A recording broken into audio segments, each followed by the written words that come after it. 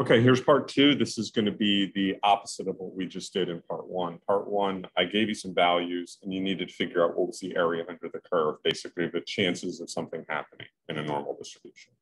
Well, now what we're going to do is we're going to do the reverse. I'm going to give you the area under the curve and you're going to tell me what value corresponds to give you that area under the curve. So let's go through and do another example and kind of walk you through how you do it.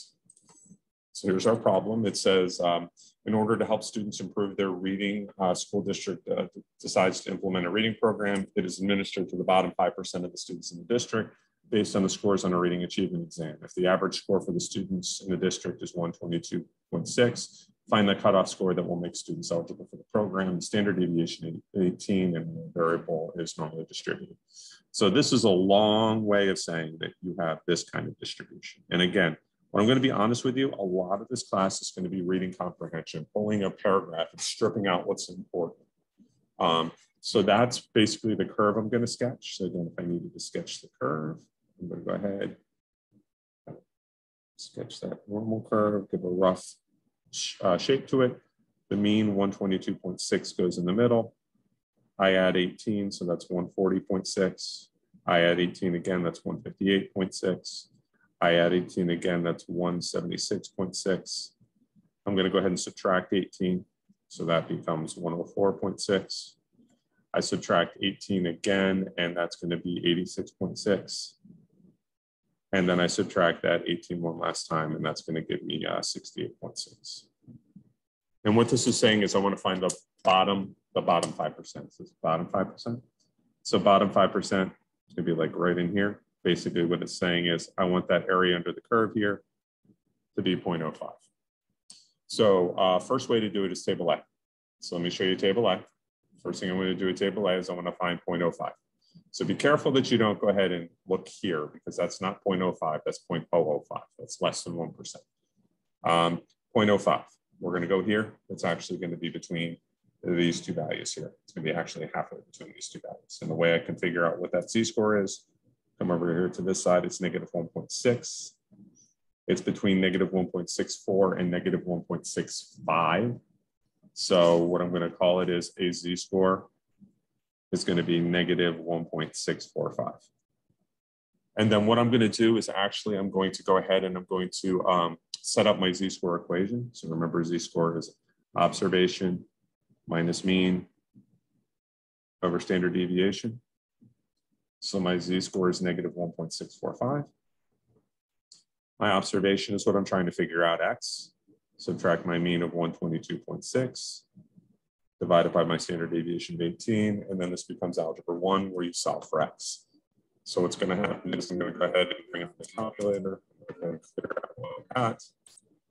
I'm going to go ahead and take that negative 1.645, negative 1.645. I'm going to multiply times that standard deviation 18. It gives me negative 29.621. Now I'm going to add 122.6 to both sides if you're following your algebra. And it gives me a 92.99. Tells me that x equals 92.99. So we go back to the other one, which I mean. Basically, what I did was I multiplied both sides by 18, added 122, and it tells me a score of 92.99. That tells me that right here, a reading score of 92.99 or below, which is about 5%. So that's using table A. It's a little bit more work, but it does it. Now I'll show you the calculator ways. Calculator ways can give you a similar answer, a little bit less work. You still need to draw and sketch the picture. You still need to do the picture. The picture is always a requirement. That's going to be part of your points on every single problem. So go back, and we're going to go to second bars again. This time we're going to use number 3, which is Normalcdf. And what we're going to do is the area under the curve is our first argument, so 0.05. Your calculators are going to look a little different.